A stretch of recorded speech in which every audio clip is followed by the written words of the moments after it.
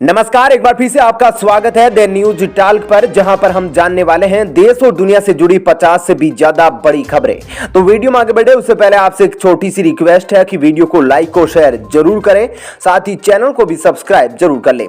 तो चलिए बिना देरी किए जानते हैं सिर्फ 10 मिनट में 50 से भी ज्यादा बड़ी खबरें। हिजाब विवाद पर कर्नाटका के शिक्षा मंत्री का बयान, कहा छात्राओं को भड़का रहे हैं कुछ संगठन। हिजाब विवाद पर सुप्रीम कोर्ट में नहीं होगी सुनवाई, कर्नाटक के हाई कोर्ट से याचिकाओं को तत्काल ट्रांसफर करने से इनकार, पूछा क्यों करे हस्तक्षेप। दिल्ली एम्स में भर्ती होने के लिए मरीजों को नहीं कराना पड़ेगा कोरोना टेस्ट, एम्स प्रशासन ने लगाई रोक। कौशल विकास के तहत लिए गए लोन की ब्याज को माफ करेगी हरियाणा की खट्टर सरकार, जून तक करना होगा बकाये का भुगतान। चंडीगढ़ में 14 फरवरी को फिर से खुलेंगे सभी स्कूल और कॉलेज, हाइब्रिड मोड में शुरू होगी क्लास। हैदराबाद के लिए रवाना हुए शिक्षा मंत्री Rajnath Singh statue of equality के करेंगे दर्शन। प्रधानमंत्री मोदी के इंटरव्यू पर सीएम गहलोत का पलटवार, बोले बीजेपी आरएसएस की फांसीवादी सोच को खारिज करेगी जनता। लोकायुक्त अध्यादेश के खिलाफ याचिका को लेकर राज्य सरकार को नोटिस जारी, केरल हाईकोर्ट ने मांगा जवाब।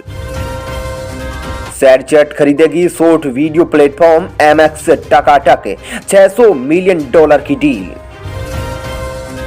हिंद प्रशांत क्षेत्र में चीन की चुनौती के बीच ऑस्ट्रेलिया में कल होगी क्वाड की बैठक, 4 मुल्कों के विदेश मंत्री लेंगे हिस्सा।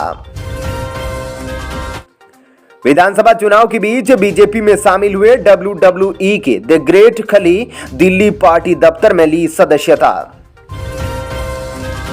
बीजेपी ऑफिस में पेट्रोल बम से हमला, पार्टी का डीएमके सरकार पर आरोप, कहा 15 साल पहले भी ऐसे ही कराया था अटैक। अफगानिस्तान के हेल्थ केयर सिस्टम का बुरा हाल, बढ़ते कोविड मामलों के बीच इलाज के लिए मौजूदा सिर्फ 5 अस्पताल। विदेश मंत्री एस जयशंकर का कतर दौरा, भारतीय दूतावास के चांसरी भवन की आधारशिला का किया अनावरण। यूपी इलेक्शन में सबसे बुजुर्ग महिला ने विकास के नाम पर डाला वोट, बेटे की गोद में पोलिंग बूथ पहुंची 110 साल की शीश कौर। यूपी के बिजनौर में बोले अखिलेश यादव, जिस तरह वोट पड़ रहा है चुनाव का नतीजा आज शाम को ही आ जाएगा। कांग्रेस ने जारी की 9वीं लिस्ट, सीएम योगी आदित्यनाथ के खिलाफ उतारा महिला प्रत्याशी, पार्टी ने गोरखपुर से चेतना पांडेय को दिया टिकट। भारत के सबसे भीड़भाड़ वाले शहरों में नंबर 1 पर पहुंचा मुंबई, दुनिया में 5वें नंबर पर, साथ ही बेंगलुरु 10 और दिल्ली 11वें पायदान पर। अंतर्राष्ट्रीय यात्रियों के लिए नई गाइडलाइन जारी, 14 फरवरी से होगी लागू, अनिवार्य होम क्वारंटीन नियम को हटाया गया। यूपी में मतदान के समय दिखा दिल छू लेने वाला दृश्य, पहले मतदान उसके बाद बहू, दुल्हन लाने से पहले वोट डालने पहुंचा दूल्हा। सहारनपुर में पीएम मोदी बोले यहां के लोगों ने ठान लिया है, जो यूपी को दंगा मुक्त रखेगा उसे ही वोट देंगे।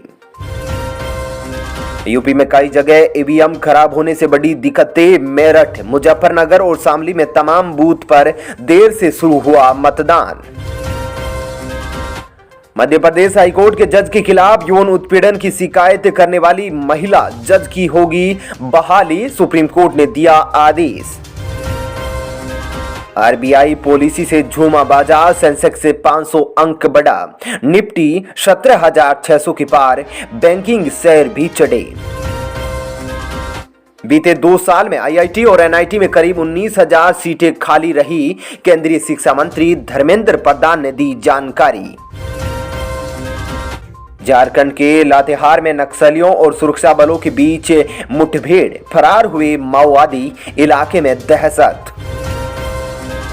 पंजाब में चुनाव प्रचार करेगी अरविंद केजरीवाल की पत्नी, बेटी भी होगी साथ, भगवंत मान के लिए मांगेगी वोट।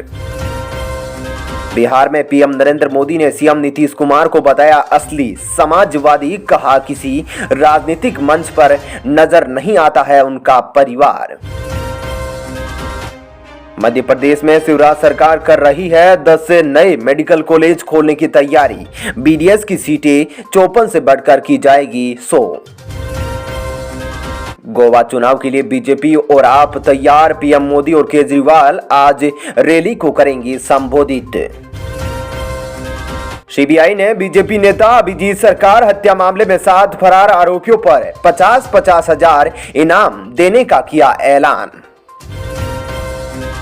रिजर्व बैंक का फाइनेंशियल ईयर 23 में महंगाई 4.5% रहने का अनुमान। फाइनेंशियल ईयर 22 में रहेगी 5.3%। मेघालय में सरकार ने कोरोना प्रतिबंधों में दी छूट, अब नहीं पड़ेगी आरटीपीसीआर की जरूरत। सोमवार से खुल जाएंगी स्कूल। ब्रिटिश वैज्ञानिकों ने बनाया नकली सूरज, न्यूक्लियर फ्यूजन के जरिए निकली अपार ऊर्जा, सस्ती और स्वच्छ ऊर्जा का बनेगा सोर्स। आरबीआई गवर्नर ने कहा साल 2022-23 में रियल जीडीपी ग्रोथ 7.8% रहने का अनुमान। हिजाब विवाद पर बाड़मेर के बीजेपी नेता का कांग्रेस पर हमला, बोले राजस्थान में सीएम क्यों चलाते हैं घूंघट हटाओ अभियान। यूपी में सीएम योगी ने जनता को चेताया, कहा अगर आप चूके तो प्रदेश को कश्मीर, केरल और बंगाल बनते देर नहीं लगेगी। यूपी में पहले चरण के मतदान से पहले गोंडा के डीएम मार्कंडेय पर गिरी चुनाव आयोग की गाज, डॉक्टर उज्जवल को बनाया गया जिलाधिकारी। यूपी में मुरादाबाद में ओवैसी का बड़ा बयान, कहा वोट डालते समय हिजाब पहने मुस्लिम बेटियां और महिलाएं। मध्य प्रदेश सरकार ने कृषि क्षेत्र में की धन की वर्षा, 0% ब्याज पर किसानों को दिए 14,428 करोड़ रुपए की लोन। राफेल की गरज से कांपा पाकिस्तान, तो मांगी चीन से मदद, अब वायुसेना में शामिल करेगा चीनी JF-17 थंडर लड़ाकू विमान। देश में कोविड मामलों में गिरावट, पिछले 24 घंटों में 67,084 नए केस आए सामने, मौत के बढ़ते आंकड़ों ने बढ़ाई चिंता। देश में वैक्सीनेशन अभियान की रफ्तार में तेजी, 15 से 18 एज ग्रुप के 1 करोड़ किशोरों को 38 दिन में लगी वैक्सीन की दोनों डोज।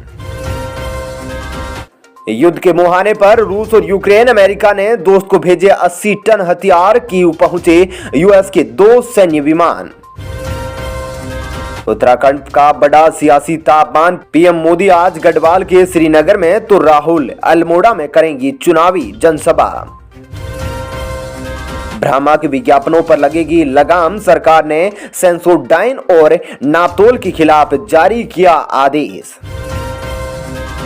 कर्नाटक हिजाब विवाद से भड़का पाकिस्तान, भारतीय राजनयिक को किया तलब, कहा घटना निंदनीय। प्राकृतिक खेती को बढ़ावा देने के लिए नाबार्ड ने शुरू किया कार्यक्रम जीवा, 11 राज्यों में चलेगा अभियान। खत्म हो सकता है सस्ती मोबाइल सेवा का दौर, एयरटेल ने दिए संकेत, इस साल बढ़ सकती है दरें। दिल्ली एनसीआर में फिर बढ़ा प्रदूषण, जहरीली हुई सांसें, अगले 3 दिन तक राहत की उम्मीदें नहीं। खरीफ सीजन में डीएपी और यूरिया की नहीं होगी कमी, अभी से तैयारी में जुट गई है मोदी सरकार। चलिए दोस्तों, फिलहाल इस वीडियो में इतना ही। ऐसी ही खबरों के लिए चैनल को सब्सक्राइब कर ले, साथ ही वीडियो को लाइक और शेयर जरूर करें। धन्यवाद। जय हिंद।